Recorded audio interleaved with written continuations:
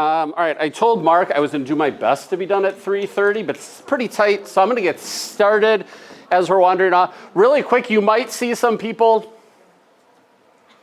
wandering. I have some of our Colonial Williamsburg Teacher Institute staff is here. They're waving, they're friendly. Don't let the looks fool you. We will get you some stickers. We've got handouts. We've got all sorts of stuff. We're going to basically have two parts to our approximately 90 minutes. I'm going to try to cut it down. First half, I'm going to tell you about the book. We're going to go very quickly through this high-level overview of Cubed. What's the Cubed approach? Courage, understanding, belonging, empathy, and discourse. You've got the book. This is the Cliff Notes. If at the end of 45 minutes you're like, that is terrible, sell the book on eBay. If you like what you're hearing, go read the book. The second half then, we're going to do what's called a pinwheel perspective taking. That's why I've got some of the chairs here. I'm missing, I actually need a fourth area to go. But we'll go through one of this. And the hope is that I want to give you the framework of this understanding. So you're like, oh, I can pick a question, I can pick a set of primary sources, and I can do this. It's a transferable classroom discourse strategy. I will give you a QR code to some of the links, so you have copies of it. We do have paper copies of that. I was asked to hand them out right away, and I was like, no, because teachers won't pay attention. They'll be doing their homework ahead of time. That is a very fast introduction. Any questions before we get started?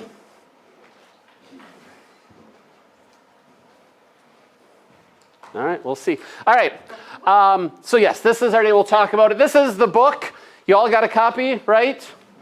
I won't read this to you. It's basically kind of the back of the book. This idea of cubed. That's me. In case you need a photo ID to prove that the right person's in this room.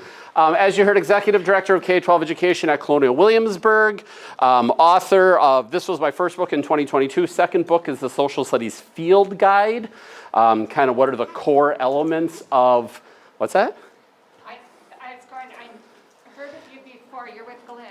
Yes. You mean your favorite book of all time? Is that what I heard you? Actually, I have it in my classroom. That's what I like. I have a new favorite. Can we get her some stickers right away, please?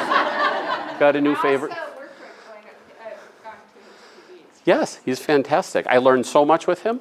Also president of the National Council for the Social Studies. Any NCSS members in the house? How many of you will be coming to Chicago?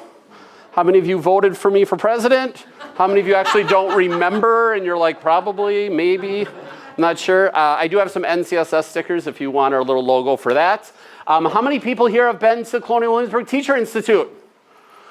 How many people have heard of it but not yet gone? How many people are now hearing about it and now want to go because it's the greatest 6 days here? It's all expenses paid. We pick you up. We take you to Jamestown, Richmond, Yorktown. 5 days, meals, lodging. Andy, what am I missing? Joe. And me. I know. It's a deep picture, what you did this morning for 5.5 days. I'll give you a link at the end. You can sign up to get our information. Lindsay, who's hiding back there, is our manager of outreach and engagement, so she will make sure that you get to that. We'll be announcing stuff for 2027 this fall. All right, ready? Oh, I forgot. If you're enjoying today's session, I'm not as active on social media as I used to be. Take a picture. If the phone comes up, I'll probably stop and pose. So if everybody's wondering what's going on, tag me if you're enjoying today's session. If you don't like today's session, at Mr. Emmerich. Do I have that right? There's a 1 at the end. He'll take all the complaints and be super happy.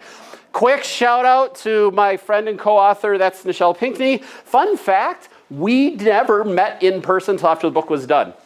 I proposed timeline that I probably shouldn't have proposed. And they said, do you want some help in getting it done? They're like, sure, meet Nichelle. So this was virtual. This was kind of the time of COVID. And we wrote the whole thing in Google Docs and Zooms together. And now she's one of my best friends in the whole world down in Klein, Texas. All right, very, very quick. Here is the cubed approach. Courage, understanding, belonging, empathy, discourse. That last section, that's chapter 6 then of the book, growth. We're not going to get to that. But this is going to be our lightning round on this. And I'm giving you half credit on discourse. Chapter 5 in the book covers 6 strategies. We're going to cover 1. But it's going to be fast. Ready? Reach under your seats. There are seat belts. Buckle up. Let's go. Did anybody catch their neighbor looking? A couple of you looked, didn't you? Stole that from Mr. Madison. All right, here we go. If we don't engage students in these contentious conversations that society is currently struggling with, what type of citizens are we preparing them for? If not us, who? If not now, when? Now, two things about this. One, this was written in 2021. 5 years later, how we doing? Problem solved? No, still a thing. If not us, who? If not now, when? When I wrote that, I thought it was so brilliant. I was in Maryland 2023, I think, and I put that up. And I was telling the story, right? Somebody's like, oh, John Lewis. And I was like, what? So I went and looked at it. And I'm like, oh, yeah, I guess John Lewis said that. And then I would tell that story. I was like, okay, I didn't steal this from John Lewis. And someone was like, well, actually, JFK said it first. So I went and looked it up, like JFK said it first. And then I was in Annapolis in 2023, and I was like, yeah, John Lewis, JFK. And the guy goes, actually, it's from the Talmud. From one, and I was like, I got it, guys. I did not write this line. 3 examples of plagiarism was plenty for me. But it's still the question. I mean, to me, that makes the point. This is the statement we've been making for millennia now, I guess, in the Talmud, and decades here in America. If not us, who? If not now, when? When are we? Who are the people? So I gave you the check mark earlier, and let's see if this is wonky on these screens. I'm giving you the C for courage, because you're here. You didn't have to be here. You applied. Could have been rejected. You made the trip. That takes courage. So let's start with you. Let's start with understanding. As part of the 2021 inauguration, Amanda Gorman gave us her poem, The Hill We Climb. And she says, somehow we weathered and witnessed a nation that isn't broken. Simply unfinished. She looked out into a country, into a society, and made a choice about how to view it. Right? It can be broken. Or maybe it's just a work in progress. And that's how she viewed it, right? This is a work in progress. Where do we also kind of hear that? In order to form a more perfect union. It's not a perfect union. We're working towards a more perfect union. This is simply unfinished. And making those decisions about the words we choose matter.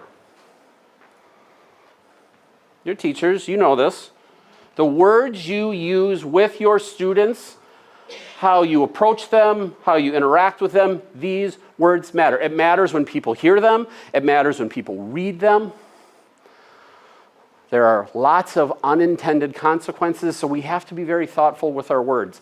And I will tell you a word that I've become very thoughtful with, and it's the word controversial.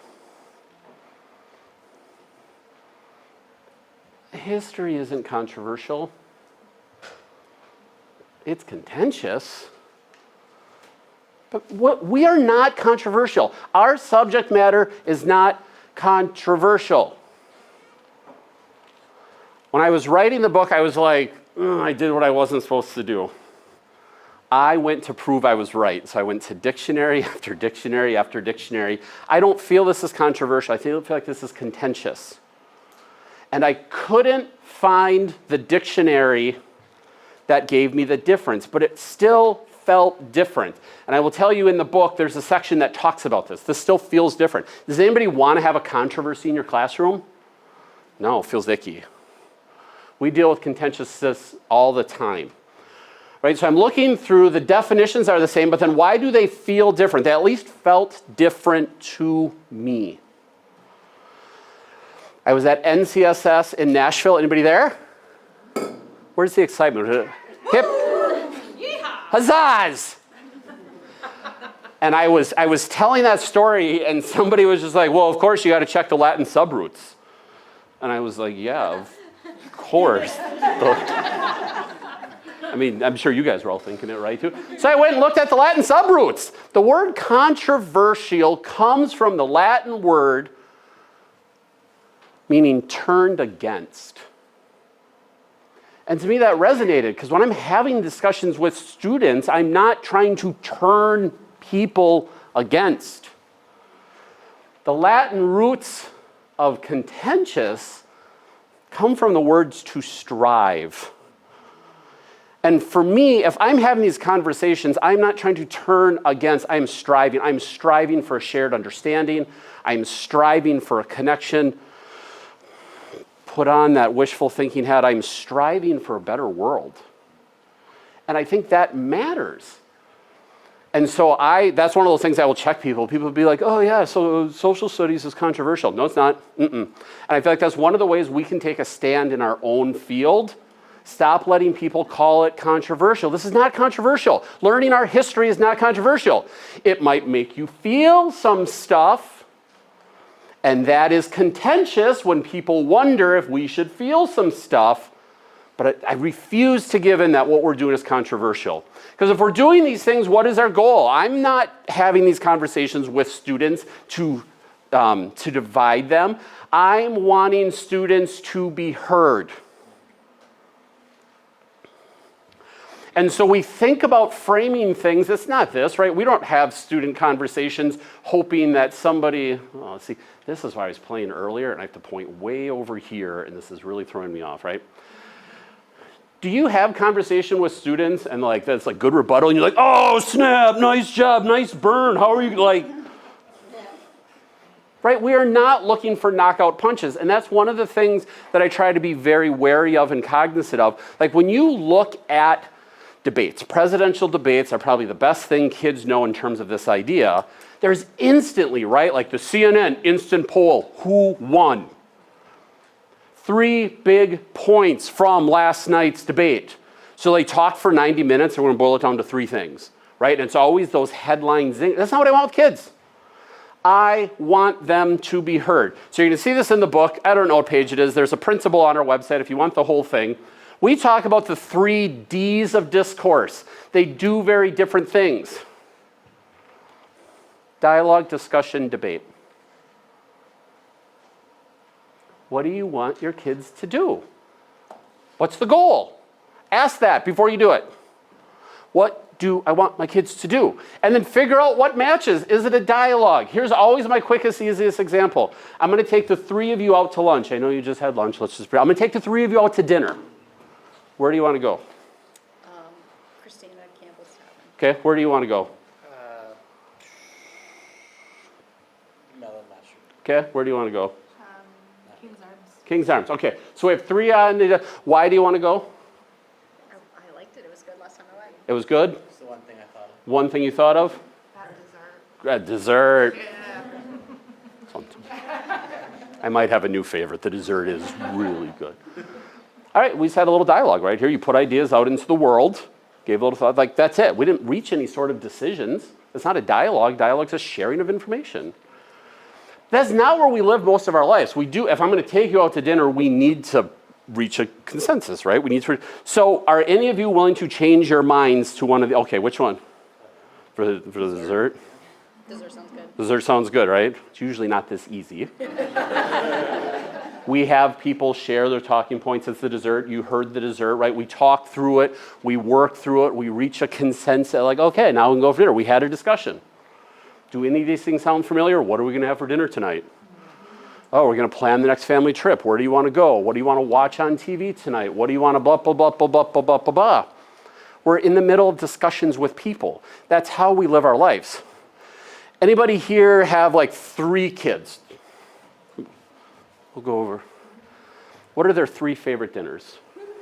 Not the same. Not the same thing. They are what? Oh gosh, chicken fingers, meatloaf and mashed potatoes. Okay. And grilled shrimp. Okay. What type of shrimp? Grilled. Grilled. Only Grilled shrimp, meatloaf, chicken dinner. Right? Same thing. What are we having for dinner tonight? Have you ever had this conversation with the kids? All right, here we go. Bring it in. Tonight's dinner, 4 o'clock. We're going to have a debate. 3-minute opening statements. We'll make it a town hall event. We'll bring in the neighbors. I don't know what I'm like. We'll have some rebuttal. Right? That's not how we live our lives. That's a debate.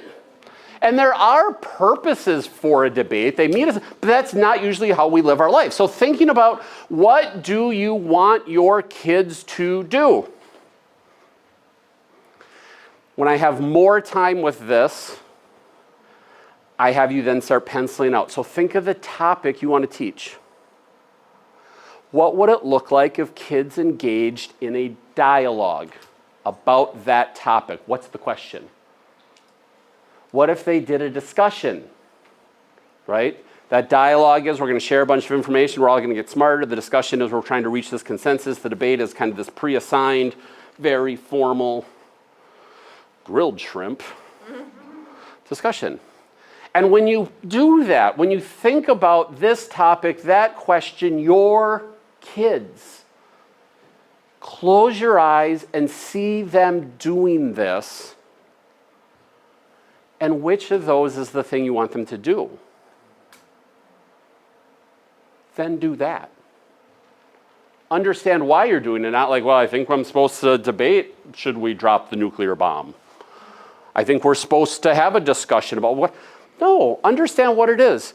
I used to, when I had more free time in my life, teach elementary methods at the University of Maine, and I would always just tell them, if you don't know why you're about to do what you're doing, stop.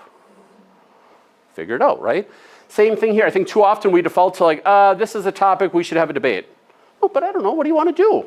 These all have different goals, and you see this on this chart. The kids do different things, you do different things. They serve different purposes, and that's okay. Much like, in my mind, contentious and controversial are not the same, dialogue, discussion, and debate aren't the same. In my early years, I use them interchangeably all the time. And I think words matter, right? If kids are like, oh, we're going to have a debate tomorrow, they know what a debate is. But I almost never had a debate. I was always in the middle of discussions. So what are they bringing into the classroom because you've set the expectation that we're having a debate tomorrow? Building community. Preaching to the choir on this one. Here's the way I think about it, if you want to know how my brain works. Ready? The 3 Ds. The 3 Ps. When you're thinking about your classroom, this is my favorite time to talk to teachers. Protocols, policies, procedures. Because you can do the first one right now. The first one, day 0. Before kids are in your room,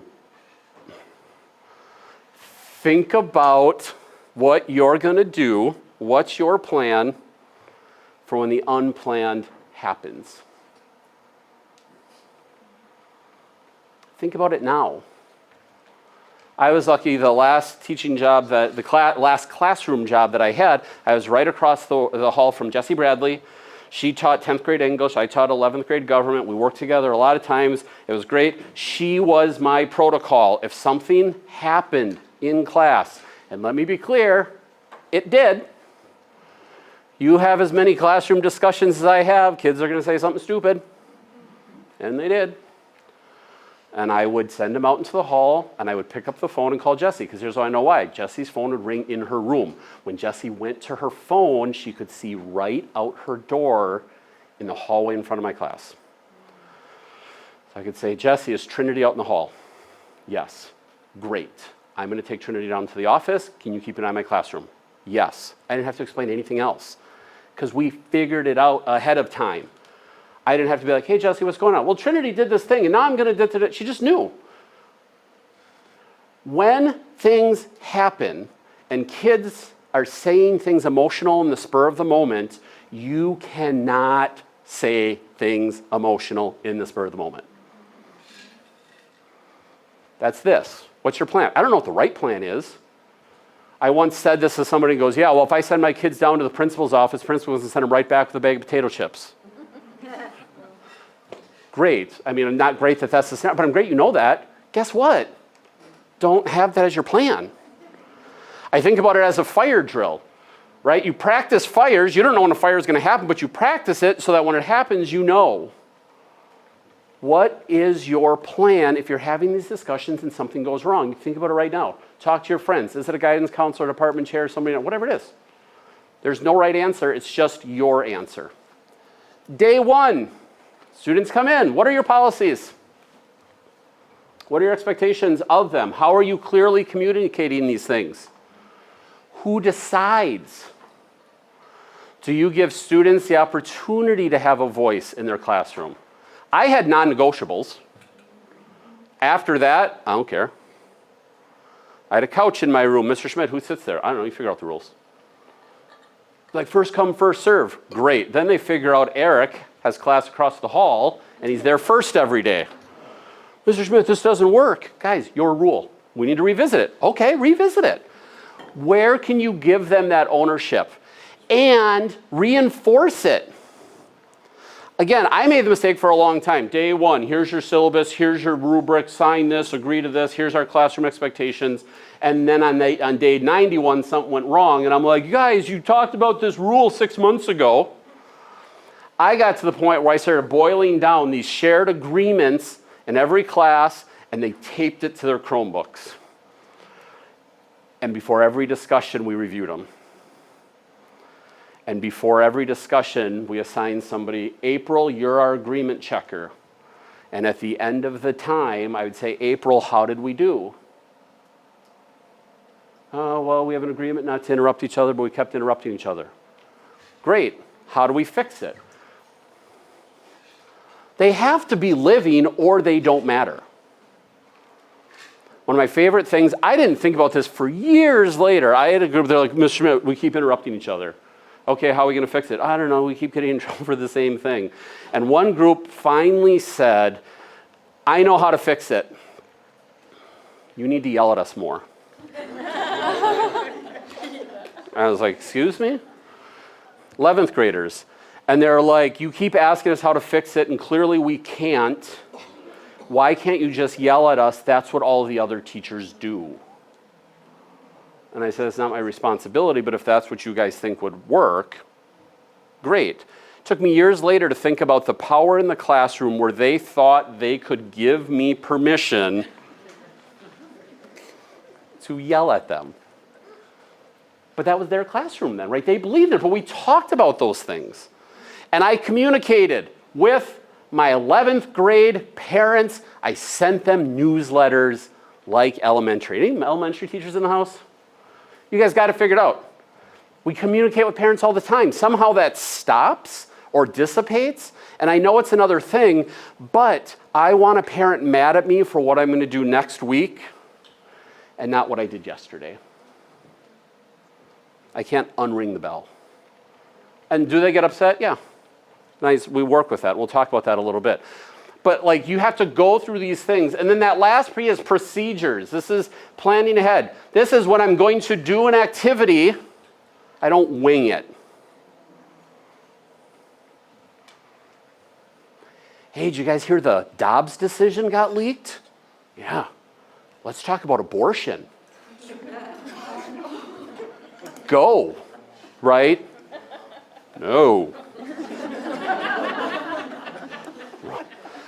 The one thing I feel, Michelle and I have said, we get to join podcasts with people all the time. We have these questions. And one thing like we both agree like so much, we say like, that's how you end up on the news. Like we do not want you on the news. If you don't have a procedure in place to have a discussion, don't have a discussion. That's why we start early, and we're going to talk about these. These are those starts. This is a pinwheel perspective taking is a procedure that we would practice so that when we have to have the contentious conversation, the kids are like, I know how to do this. So you work through that. And I call that empathy. That's the E in cube, this empathy, where kids know how to have these conversations together. They understand this is not a winner take all. They understand that their classmates are not their enemies. But you get there with practice, with safe topics. I try not to read quotes to people. I'll just point this one up here. Dr. Dinah Hess, former Dean of Education at the University of Wisconsin. On Wisconsin. Go Badgers. If they're not getting this in your classrooms, where are they getting it? So social media? They're elected officials. I would say on the bus. most kids are going to have a first job, right? Not all kids, but most kids will have a first job. They're going to work at McDonald's. Your name, ma'am? Abby, right? Abby's first day at McDonald's, I do not believe goes like this. Like, hey, Abby, hey, maybe not first day. Great job on the registers yesterday. Tomorrow, we're going to do the fryers. Today, let's talk about how to have civil conversations with your colleagues here and the people who come through. Right? McDonald's isn't doing that. I don't blame McDonald's, but where does this happen if it's not our classrooms? This is the place. What was that? Chick-fil-A. But you can see the difference in the service. That explains what he's saying because they do talk about it. it. Have a great day. There you go. It's my honor to serve you. I was going to say, quick trip. It's my pleasure. Quick Quick trip. See you again next time. See you next time. Thank you.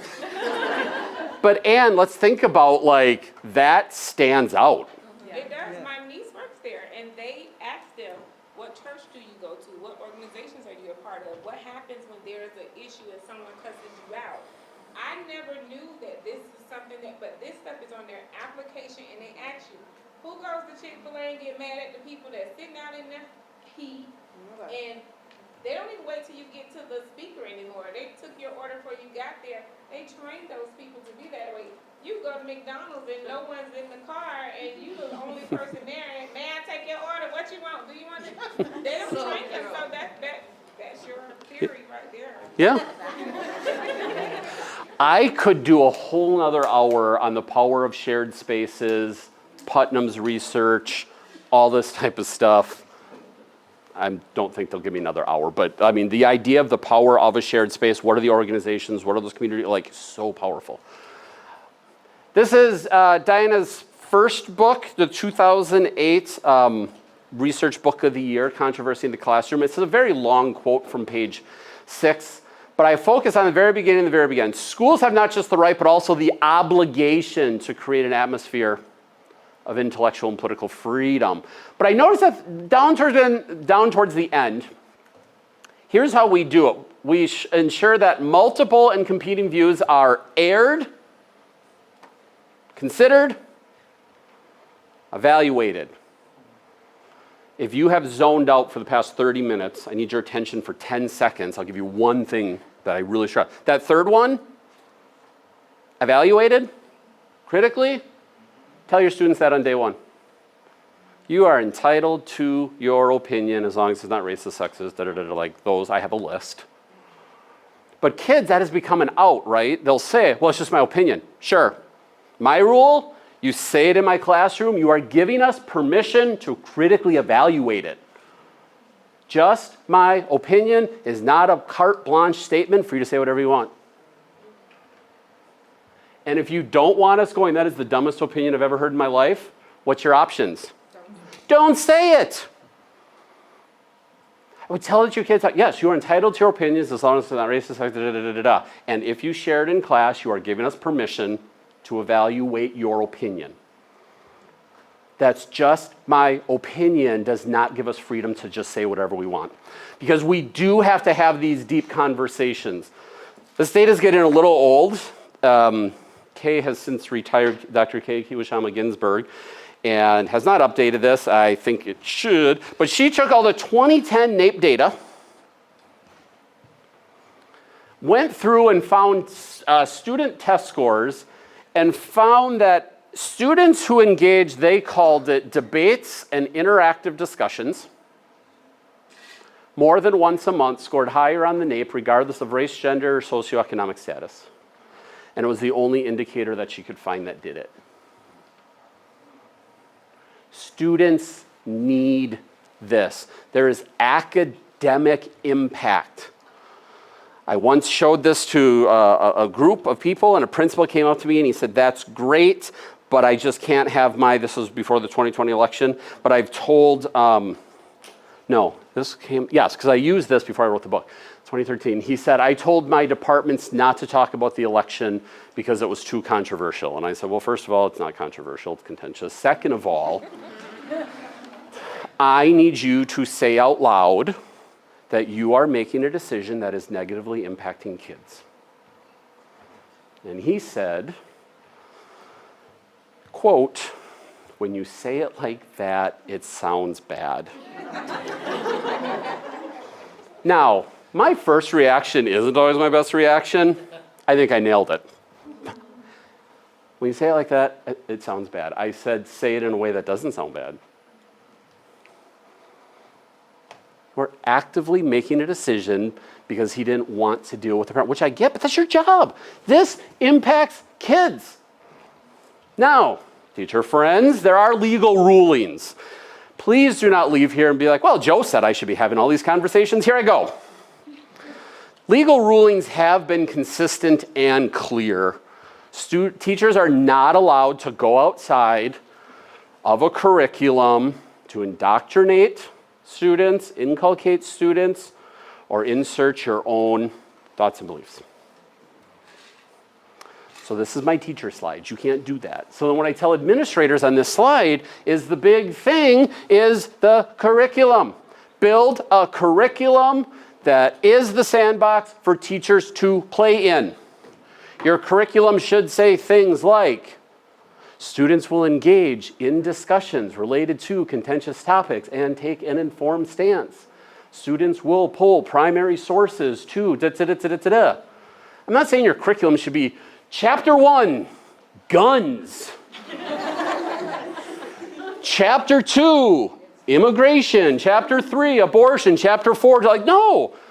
But kids should be reading and writing and doing this, and curriculums need to say that. Yes? I have a question. Yep. So, I agree with everything that you're saying, But but I heard today, I believe, I don't remember what state it was, but that revamped curriculum took out the 14th Amendment and took out Brown versus Board of Education. So what do you do when that happens? And what do you do if you, I don't happen to work in a district where that's the situation, but what would I do if my principal didn't have my back in discussing something like that? How do you handle that? short answer, Yeah. hard. If your principal doesn't have your back, hard, full stop. That is just full stop.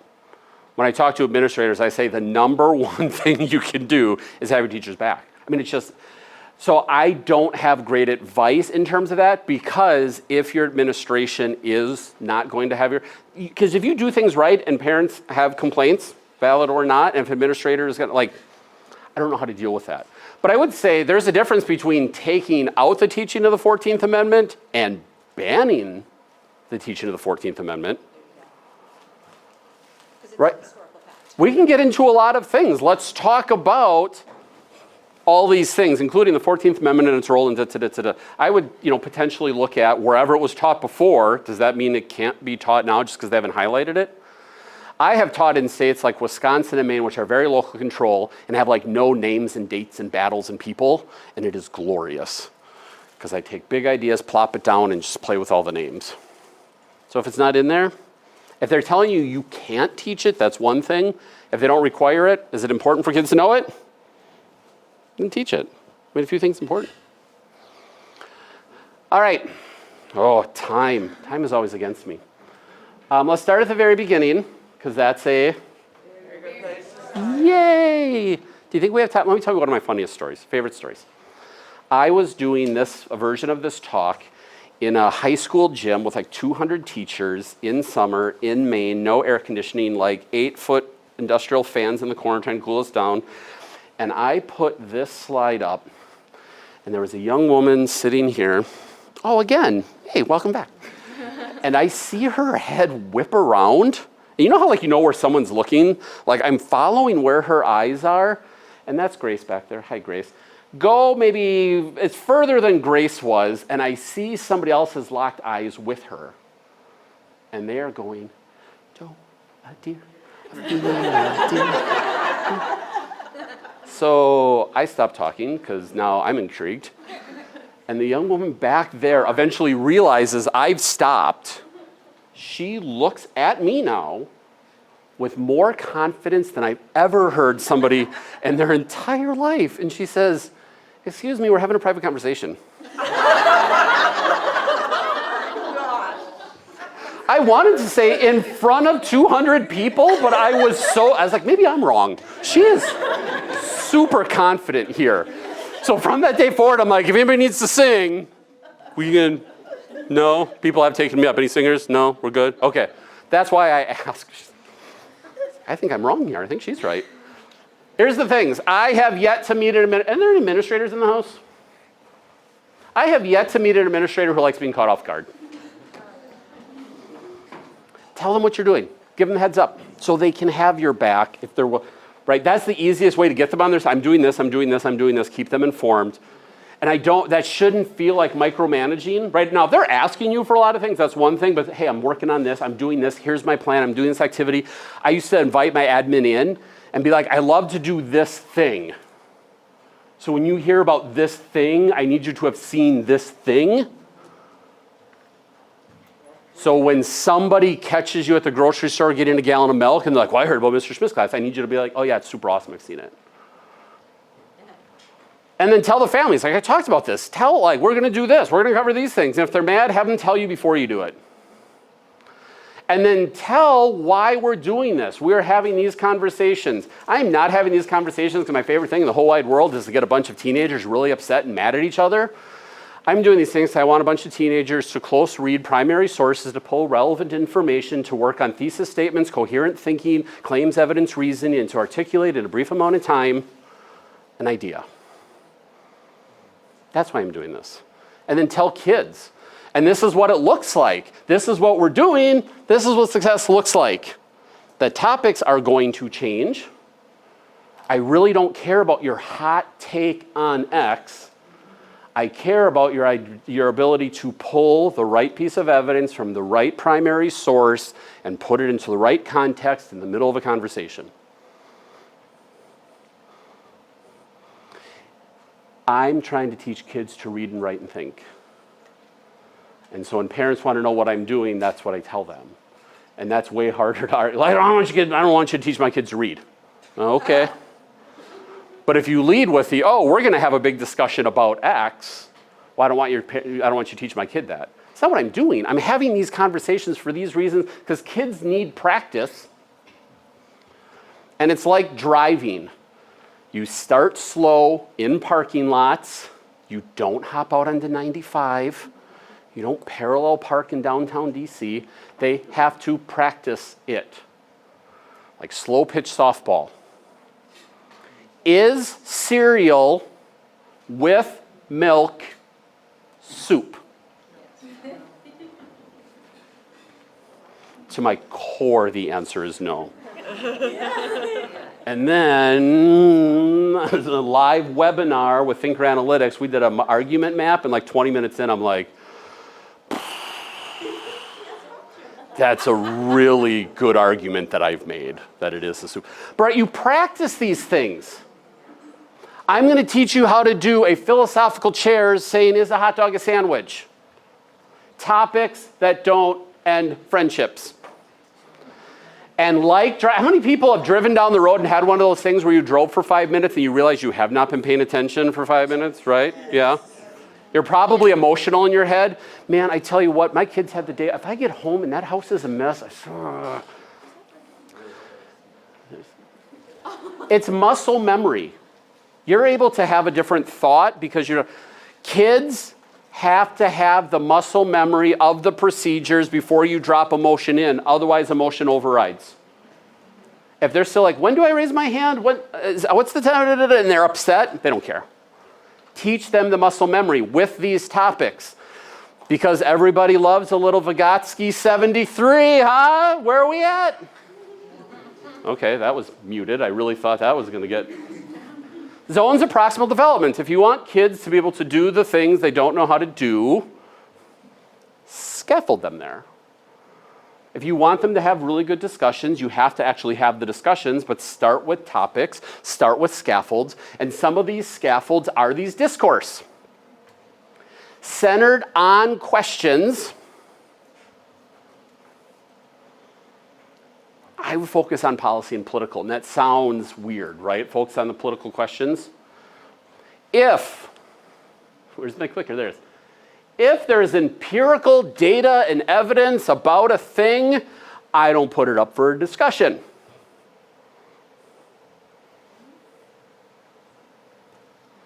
If you're like, I'm afraid I'm going to ask this question and that one kid's not going to agree with me. Like if you're like, I know all the evidence, I'm going to ask this question and 100% of kids will agree with me. They're not. And Tommy's going to say something and then you're going to be mad at Tommy. Don't even give him the option.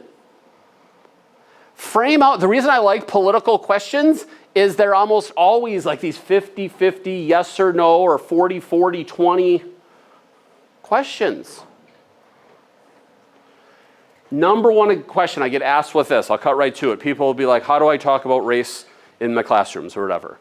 And I say, well, I'm not going to have a discussion about like, is slavery bad? Because somebody's going to say something. What's a topic that has defensible sides to come in? Reparations. Should we be paying reparations? If somebody was like, I think slavery was okay, I immediately have some thoughts about them. But if somebody's like, I don't want to pay reparations, I don't have the same thoughts. I'm like, okay, tell me a little bit about this. Right? Like, let's start to pull these things apart. If you are asking a question that you don't want a 50-50 split, it's the wrong question. If you're asking a question hoping it's 100% agreement, it's the wrong question. That's not a question. Don't ask it. That's the statement. Slavery's bad. No discussion. Right? And I think we trip ourselves up sometimes because we try to get creative with some of the questions to dig into some of the things. If I'm going to talk about reparations, what do I need to dig into to understand it? Slavery, Black history, all these things. But I'm not opening the door for some kid to be like, well, I don't think it was that bad. I was working with teaching tolerance the day, you guys are going to see Dr. Jeffries tomorrow. I was lucky, the first time I got to meet him was like 12 years ago. I can tell you the day, it was, if you remember this, the day that Kanye tweeted out, slavery couldn't have been that bad, it lasted 300 years. And the next morning we're like, Dr. Jeffries, we have questions. Right? What? Somebody's going to say it. So how do you frame these? It's a question. It's a question that you intentionally want different answers. You are okay with this. You don't know what people are, like you have to be okay with that. Because if you're not okay with it, don't ask the question because somebody will say the something. So here's Guide. This is Michelle's baby. I have to give her full credit for this. Guide. And I'm about to, can we start handing out the informational sheets that are in that stack right there? And no peeking at the sheets. I need you for like 2 or 3 more minutes. Guide. What is your guiding question? You have to start with a question. What's the conversation about? We are in search of the truth of what? And then kids need to think about it. Uninterrupted thinking time. They need to process it. They need to ask clarifying questions. And then you need to provide them with the information to have the conversation. I want you to pull from the Declaration, the Constitution, the Bill of Rights, Federalist, whatever your text set is, give that to them. This is a conversation from the information provided. I don't care what your uncle says on Facebook. This is your set. Give them a chance to dig into the questions, into the information, make sure we're all on the same page, and then give them the exit opportunity if they want. If a kid doesn't want to have a discussion, don't make them. 2 reasons. 1, if we're talking about the most contentious conversations, there's oftentimes trauma associated with some of those questions. And if a kid tells you you don't want to have that conversation, I don't want you to have to police whether they're like telling the truth. They're like, oh, come on, you don't really care. Like, you don't know. If a kid tells you you don't, like, they don't like that. But again, remember how we frame the whole thing. We're having this discussion because we're working on this set of skills. And if you don't want to have the discussion, that's fine, because it's not about that. I still need you to write this paper, do this research, put together a bibliography, pull 10 stories, whatever your goal was. They're still doing that work. And reason number 2, besides not having to think about what their trauma might be, it gets hard for parents to say you're trying to indoctrinate my kids when you're like, they don't even have to have the discussion. I don't care. I don't want my kid to have this discussion. Great, I don't care. They're still turning in the paper. They're still doing their research because that's why I'm having this. And I don't necessarily like that it boils down to that, but at some level, we just need to be aware of that. And if one kid out of your class of 30 or whatever is like going to make a scene, you can't dedicate a lot of time to that because eventually 29 other kids are missing out. My parents, that are great, okay, see ya. Our process is, right, what are our protocols? Head down to the library, work on your research paper. It's due at the end of the day just like everybody else's. Bye. And then keep moving forward. Okay, I'm going to get you started here until 3:30. It might go a little over, but I think we'll be okay. These are the 6 that are in the book. When you get to chapter 5 in the book, and we're intentional about this, the strategies aren't until chapter 5, because please don't be like, I love this. Let's skip chapters 1 through 4. No. That's how you get in trouble. Yes? Sorry, really quickly. So Yeah. if you're having these discussions, like, do you recommend having something else as like the grade rather than the discussion itself? Good question. Yes, Like, I don't. do like a participation I got grade? to the point, I don't grade discussions. Yeah. Would you even do like a participation grade? Like if you spoke, you got to Nope. Did I at the beginning? Absolutely. Check. I can tell you the moment it happened that I said it out loud and I was like, Joe, you just solved your own problem. It was Tony Ferguson. I think it's Tony Ferguson. I'm Ferguson. No, sorry, forgetting his name. 2016, I was in Madison. A young African-American male was shot by the police unarmed. And so we were working with Madison PD. We're going to have these, all the high schools. They said, we're going to announce our decision at 2:30. We were doing restorative circles with all of the high schools. All the kids were going to be in a study hall restorative circle to talk about what was going to happen. And we were doing all this planning. And I remember saying out loud for the first time, because this is so not me, I said, we need to remember some students' strongest voice is written. And so I'm going to punish you for that, because you didn't speak. I started to really struggle with that myself.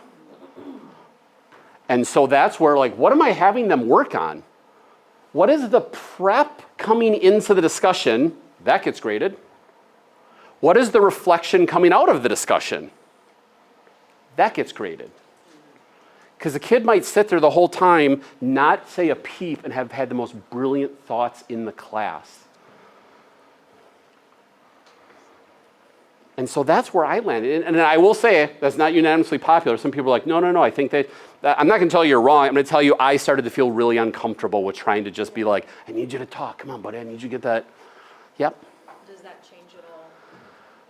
I don't know how long it's been since you've been in the classroom, but AI is one of our biggest challenges. Yeah. And also, would that change things for you? Nope. I actually love, we'll do this here in a minute. We'll do a debrief at the end. I don't think this is AI foolproof. It starts to be really hard because my debriefs are going to be like, what was the strongest statement you heard from somebody else in the discussion, and why was that better than another one? Well, unless the kid's going to take notes on every single thing, put all the notes in the AI, I guess they can, but at that point, if they've taken notes on it, I don't care. They've already done learning. Have them pull all the reflection. I'm not going to say, what was Patrick Henry's stance on federalism? I can AI that. What did Patrick Henry's person say that you most disagreed with? At that point, AI is just shooting in the dark, hoping it was something that got said. So I don't think it's 100%, but the reflections are on what they heard, and then they have to step back and do it. All right, so let's give this a chance. These are agreements. You should work on these classroom agreements. They should be a shared understanding. Here's my 8 that I use.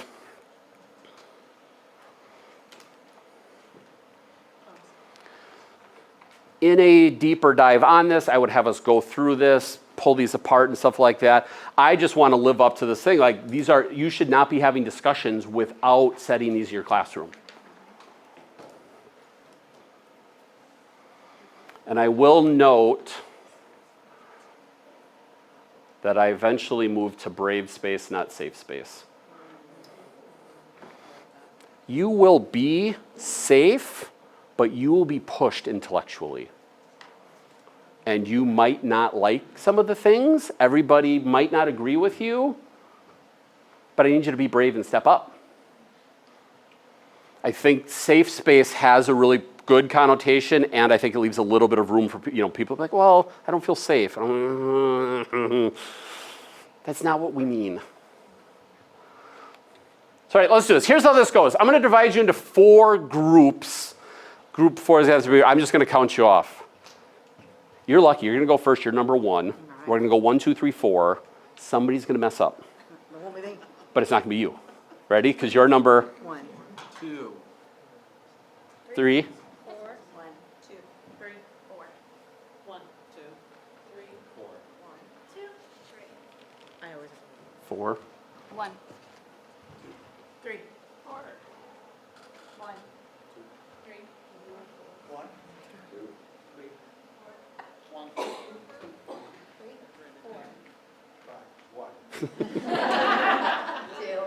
3, 4. 1, 2, 3, 4. 1. 2. Okay. You guys want in? Sure. 3, 3, 4. 4. Ones.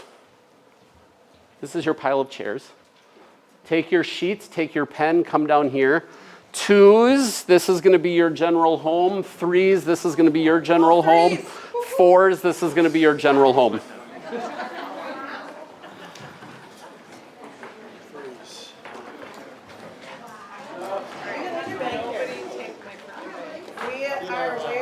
One thing I do in my groups is I will split them into groups of 4, and I just walk around the room for they do small group discussions, and I used to try to take notes. It's just as long as I hear them talking on whatever's relevant, and if it's getting out of hand, I just let it go for 20, 30 minutes. I'll have ones where I'm doing a structured academic controversy or whatever, and people are talking, and I'm like, would I stop them in the classroom? No. If they're not talking about prom, like if they're having a rich, I'd be like, I'm sorry, time's up. I'm ready to talk. Like, yeah, same.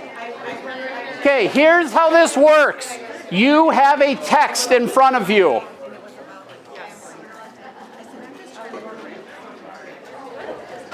On like the second page, starting with the second page,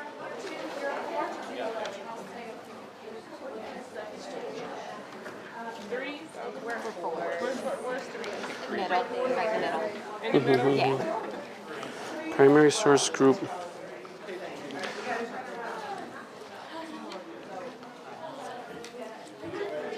If you are my ones, you are Patrick Henry. I think your primary source is like 1A, A1. If you are 2s, you are George Mason. You are B1. I pulled this from an online, or one of our online programs. If you are James Madison, you are A2. If you are Alexander, if you're 4, you're Alexander Hamilton. You are 2B2. Everybody found your primary? Tear it apart if you'd like. You can read other primary sources if you want. Here's a couple assumptions I'm making. 1, that I wouldn't have enough time, which I don't. 2, that you are very learned individuals. That you have, I don't need to feed you a bunch of background knowledge. If I'm doing this with students, this section right here is a class. With you all, it's going to be about 8 minutes. Here's what I want you to do. Everybody know who they are? You have your groups. You are friends. Support each other. Grow together. Learn together. One of you is going to step into our pinwheel to represent your group. I'll explain more later. The question we are going to discuss is, did the Constitution of 1787 align with the spirit of 1776? What would your person say? Can you go back to the questions? I'm writing it down so I don't forget. Yep. Thank you. Did the Constitution of 1787 align with the spirit of 1776? If you want a digital copy for on your phone, I'll give you this QR code that has all the stuff in here. Anybody want that? QR codes, phones up.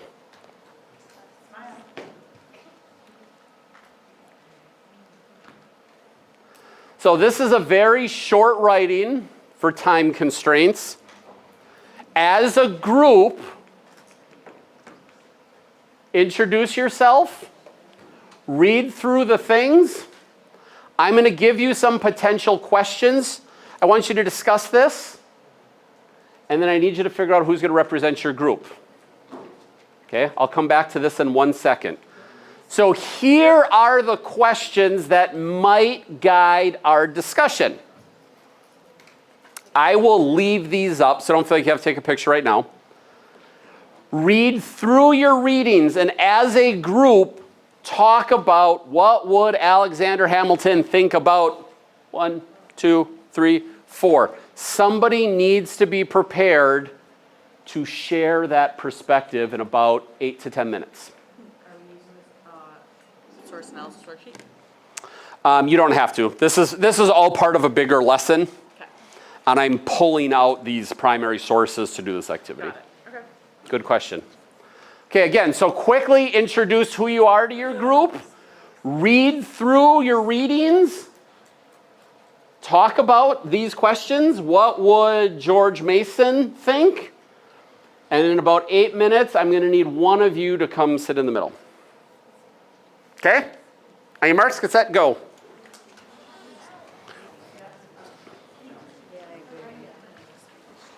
Introductions first? You guys want to start with Friday? Rhode Island, 8th grade.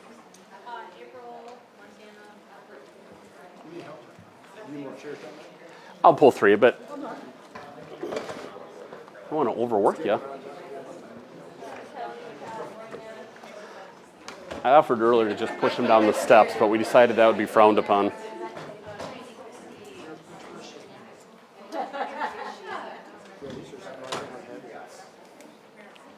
Put one there. Just 3, because I'll have somebody from group 1 will turn around. Not my third rodeo.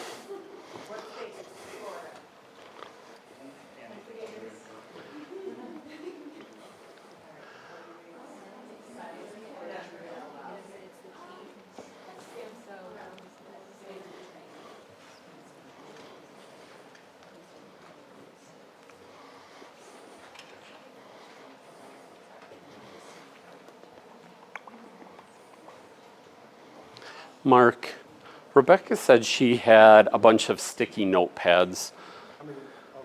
Oh, I didn't see them talk. Thank you. Thank you. I'm glad because I would have rushed all the way down there. I'd be like, Joe, they were I'd have been like, I found them. Mark, I found them.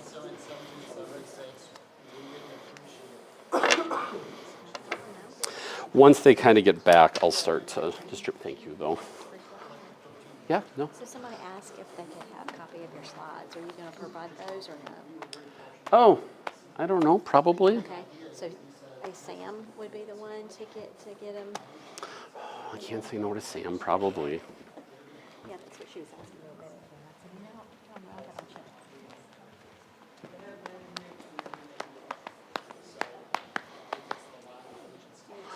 Oh, because I thought you were like, Question. We're talking about own a judge. talking about what? Own a judge. Own a judge. Own a judge? Own as in Martha Washington's maidservant. Oh, Own a or an own a. I don't. Okay. She's known both ways. Catch up. So anyway, but we haven't. Things are going. oh, good, thank you.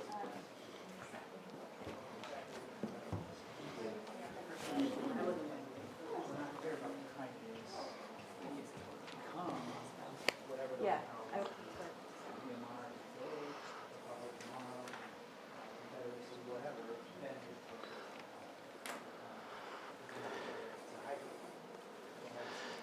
It's a little hard on a time crunch, but kind of as most of your group has kind of read this, at least your document, start to have a conversation.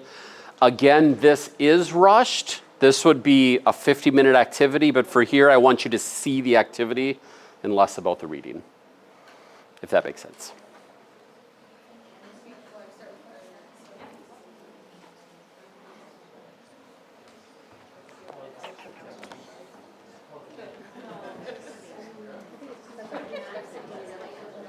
I keep hearing something that sounds like rain, and I keep looking out, and it's not raining.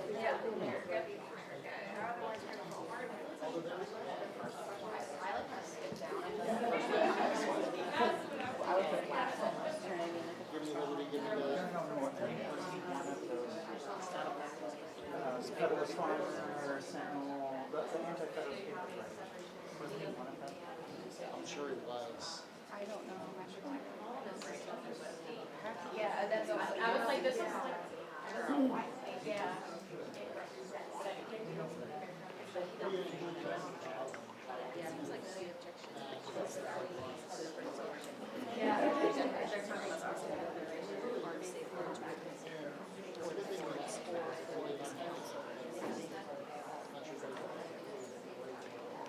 Yeah, well, they're not, and, but I mean, I don't.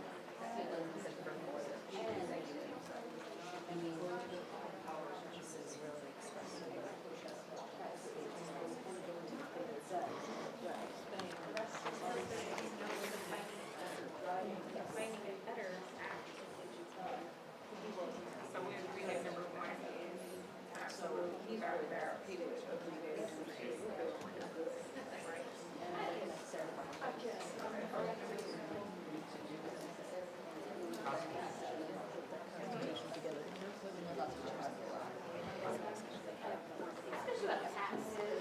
I just counted 45 doing the activity if we want. If that, I don't know if you've counted the room yet. Want me to come to the other room? Don't we know what's happening? I'm for how many we're going to count for attending our session. I asked Andy earlier, I was like, do you think these are two separate things? And he said, yeah, because they were scheduled as separate. So we counted the full 100. So the whole 100 for the tour and then 45 for, yeah. Okay, I thought you were talking about the room we were just in. Oh, I don't know if that counts. Okay. You still have a couple minutes. I know it's rushed. I need you to determine who is going to be your representative and help them get prepared now. Start to zero in. Who is your person sitting in the pinwheel?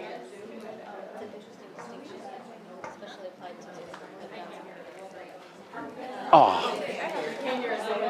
That's my son's pose. Hold on.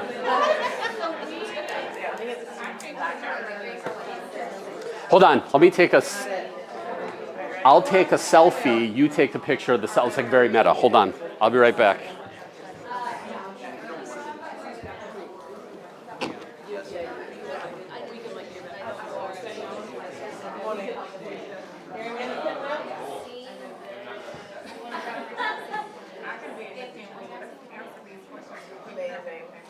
Okay, number one is absolutely representative. Raise your hand if you are your group's representative. She is? You guys have one? Do you all have one?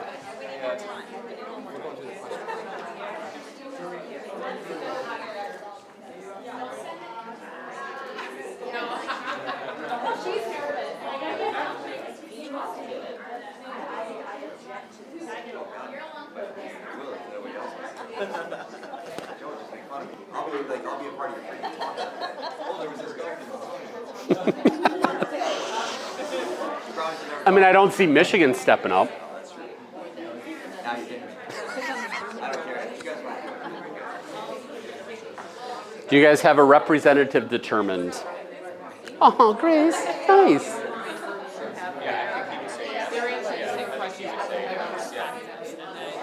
We can give them, well, I think we can maybe give them post-it notes and give them feed, like, so when Trinity's in the hot seat. Okay. Are you the representative?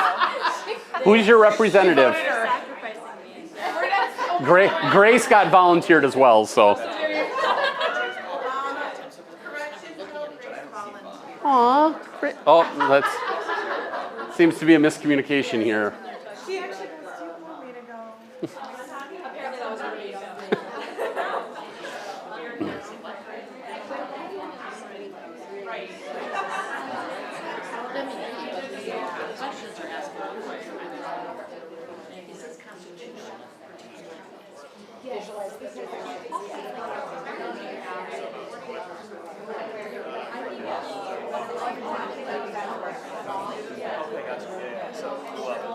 So, and then my mother-in-law worked at Oshkosh. Who's excited? I'm excited. Who's excited? I'm excited. Who's excited? I'm excited. Eddie used to come out of his room when he was in elementary school. All right, Eddie, you ready for school? Who's excited? I'm excited. Who's excited? I'm excited. Who's excited? I'm excited.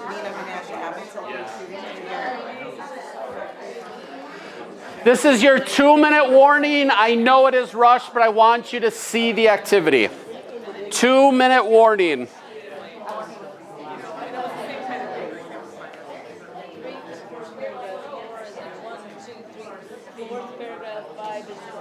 The next one is trying to strike that. What's the best one?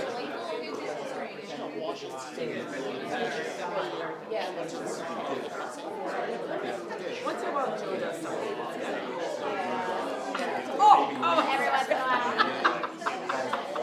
She is so mean to me. Can you believe I call her friend? Even wrote a song. Mm.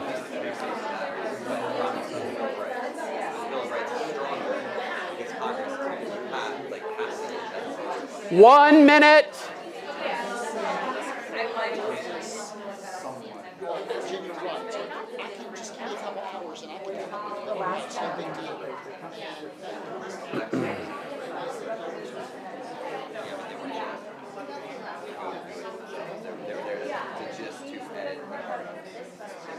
Joe, we're stuck with this article. Well, we can use, like, talk about how many other, I mean, we have a minute, so we probably. Well, you guys have background knowledge, so 30 seconds.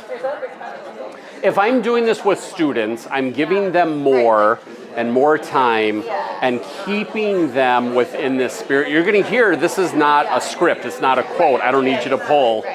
But you do want to give them a sandbox to play in. Just settle this. 10 seconds.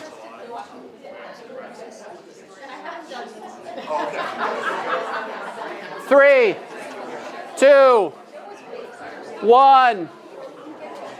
Thank your group for working together. If you are your representative, come down to the seat. If you are perfect. Group 1, I need you to kind of fold in.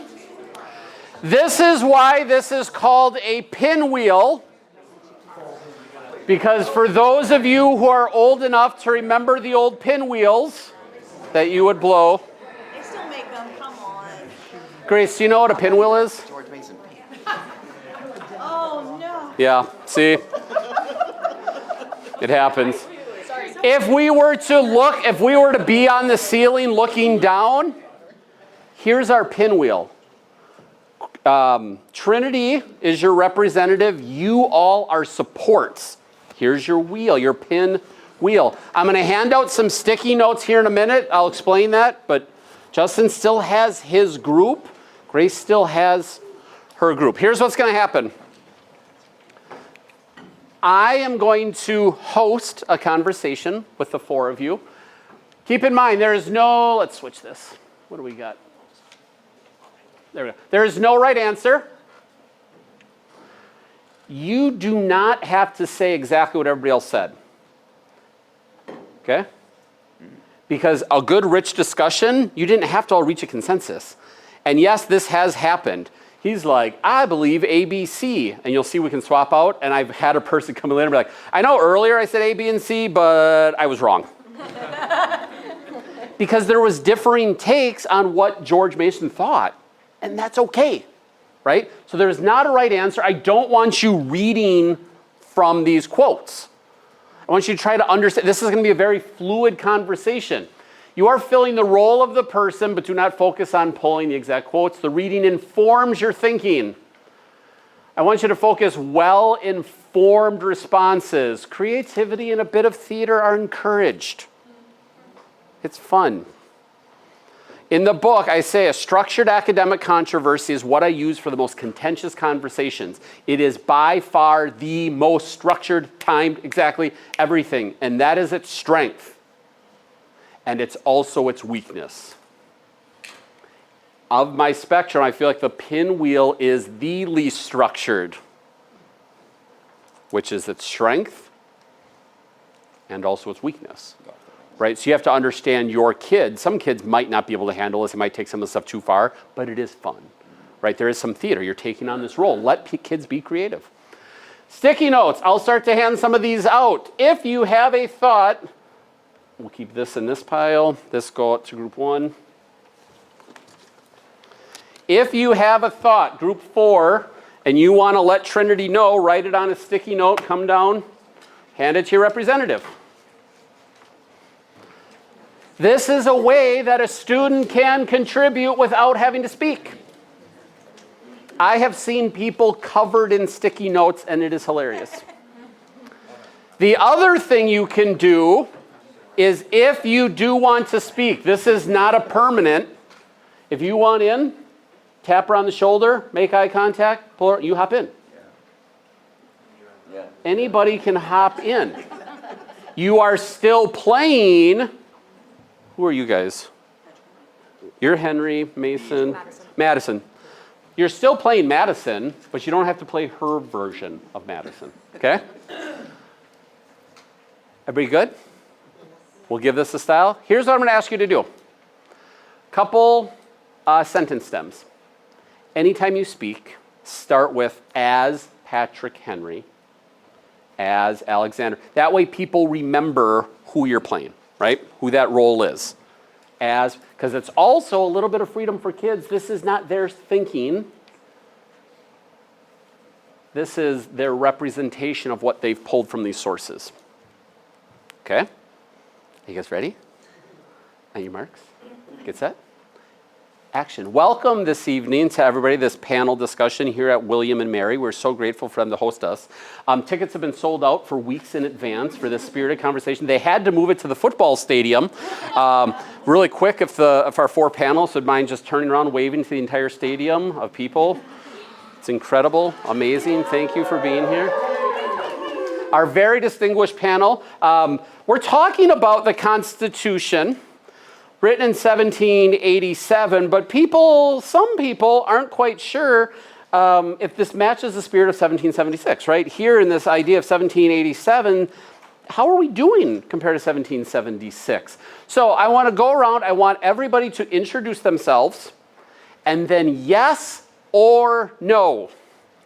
Does the Constitution today of 1787 represent or betray the ideals of the American Revolution? You all were there 11 years ago. Introduction, yes or no. Does it represent, I'm sorry, not yes or no, represent or betray? One word. Mr. Henry, are you listening? One word. I know brevity is not your strong suit. As Patrick Henry, yes.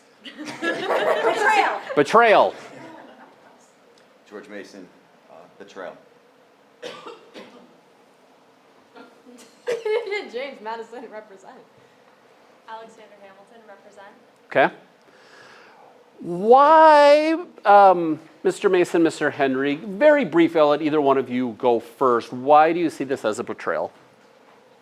As Patrick Henry, I cannot believe in yet but a decade we have completely trampled upon the things that we have fought for and shed blood for.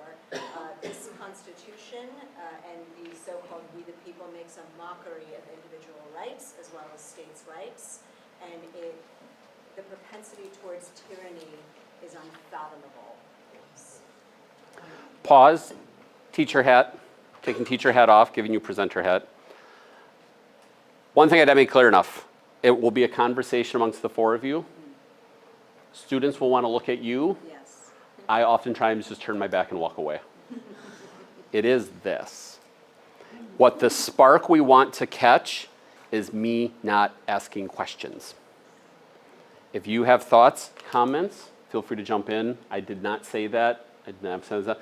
That is, my world record in a 45-minute conversation was I asked one question, and that was all. And it was amazingly brilliant. Okay? Ready? We're back in 3, 2, 1, action. Patrick Henry, you know your stuff. I mean, this is garbage. What are we doing here? We're just headed right back to England in English ways. Rich dudes running the show. It's a lot. Looking at me? Sure. Yeah, as Alexander Hamilton, yes, we spilled a lot of blood for this.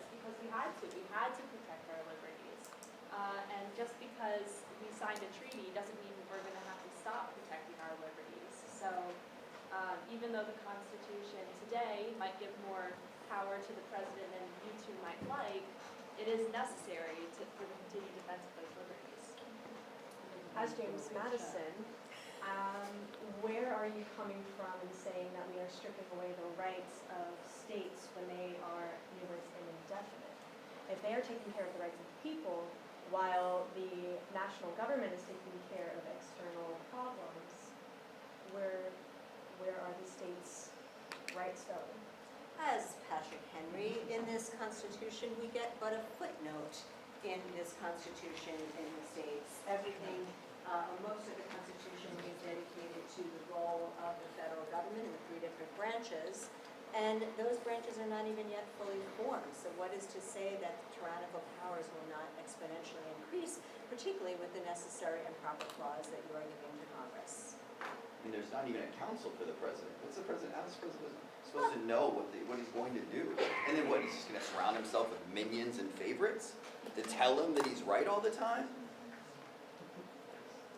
As Alexander Hamilton, if the government, if our federal government is composed of representatives of the states, the federal government is made of the states and has to be supported by them to function, how do the states lack in power? A key issue, as James Madison, a key issue while we were going through the revolution was the fact that we did not have any representation. And so to be able to have representation through the state, to reach the federal level, and to be held with respect by one sole president to moderate these issues, where's the flaw in that? As Patrick Henry, but what happens when a state is completely outvoted and outgunned by the other states that erases our opinions and our viewpoints and so much for we the people? Well then, as James Madison, would the president not step in and help moderate? As Patrick Henry, I have little faith in a president. Did we not just throw off such an executive? I know we're getting caught up on the states. Can we just talk about people and individual rights? Show me individual rights in this document. Oh, sorry. George Mason. Author of the Virginia Bill of Rights. It's kind of my baby, so I'd like to talk about it. As James Madison, what personal rights are you referring to that are being stripped away and or not being represented? How about my freedom of speech? As Mr. Mason. As I felt like I was already bought. As Patrick Henry, who holds this president accountable? He does not even have a council that is delineated. And who prevents him and what prevents him from becoming a tyrant? Well, Mr. Mason, we have been doing things this way for 11 years, and we are in crippling debt. We are in an economic crisis, and we are facing an open rebellion. If we do not have leadership, how are we going to survive? If it's not the leadership that is necessarily ideal to you, perhaps that becomes revised, like the Constitution is with the Confederation, the Articles of Confederation. And pause. So a couple of things. They're saying we have to. For me, the teacher in here is, I'm trying to figure out how to redirect as needed. Like, if I start to feel this is winning, I'll start to be like, oh, but, and it's also a way to draw in other voices. Potentially people aren't saying like, oh, we haven't heard from you, Mr. Mr. Hamilton, and not to force them in, but like, are there thoughts you'd have? And so it's like, if you're talking too much, I'll redirect and say, well, we've heard a lot from Mr. Henry, not surprisingly. Others, do you have takes? And that type of thing. So what you want is this conversation to go, and I'm just making sure that the voices here are having a good talk in there. If there's a certain point that I want them to be hitting, what will sometimes happen is this great idea will surface, and the rest of them won't catch it, and I'll circle back. Can we just hold on a second? A moment ago, Mr. Mason, you brought up the point of, I'm wondering if others want to respond to that. So I'm getting the ball going, I'm keeping them in a little bit of a lane, but you let them kind of go there with her. So now, unfortunately, I'm being told we're out of time. So just a couple things to think about with this. There's the QR code that Lindsay wants to make sure you get. So if you want to learn more information about what we have, what we do, our scholarships here at Colonial Williamsburg. Very quickly, as people are scanning the QR code, what are your thoughts in here? What do you need to adapt for your students? How would you, modify? Well, how would you modify? What are the, yes? I think I would add some guided questions to the text really quick. reading so that the students can pull out what's important from that. Joe, can a big idea, Joe, that, like, I don't know if you want to say this to your students, but this is democracy. And I worry that, like, we don't talk in those terms to teachers as, like, saving something, but I think we're losing this across the country, discourse, all those things that you write about. And I think that we need this more often, but I don't know if you want to say that in front of your students because we hold democracy stuff. So I just wonder, like, because when I teach my methods course, I literally give them that as, like, that's what you're doing with your, as a social teacher, you are saving democracy. And I know AI was mentioned as well, and this idea of, like, what's going to happen there. But if we don't have this, we lose everything we've ever worked for. Yes. And I think, like, I want to say that to my students, and I think we should be safe to say that, right? I mean, your entire talk, brilliant, right? Critical thinking, critical reading. But on a higher level, next generation of democracy, right? What does this look like in 100 years if we don't do this? Right? Yeah. This is really important, so I do thank you, Joe. Yeah. Something I do for elementary, like fourth grade or first grade, some of my kids, you know how they have tricky questions on the test? They can come up and give me, if they give me an excellent example of why they should get that question correct, I will give them full credit on it. Yep. I feel like another modification we can make is like, I don't know if anyone else saw the summaries on the back. As someone who is extremely dyslexic, I barely got through that, so having a better summary, not like saying it's bad, but like a more in-depth summary could help our IEP or even MLL students as well. Yeah. Because like the summary was able to give me the main argument, but it gave me no details, so I did not feel like I could participate as much. Sure. Couple closing thoughts because I know they're trying to take you out the door for me. One, if you want a Colonial Williamsburg business card or an NCSS sticker as you go out the door, come see me. I'll have these here. Two, this is where I'm thinking, like this reflection, I would get down to here, and these are the questions. What did, if you weren't in the middle, what do you wish your person had said? Right? You have to sit through the activity. AI can maybe guess, what was the best thing you heard another side say? Like if I'm one of these two, what was the best, it's a travesty argument would you make? What would your side say as, like you can play out this whole thing based on what was said or what wasn't said, and then that's where I'd have them come back. If you're taking a stance then, in the primary sources, show the evidence that backs up why you think this was the strongest or why this was missing or why this was, et cetera, et cetera. Again, thank you so much for your time. Please sign up so that you can hear from the Teacher Institute team with more stuff. If you want one of my business cards or NCSS stickers, come here. Hello, Tim. How are you? Have an incredible rest of your time.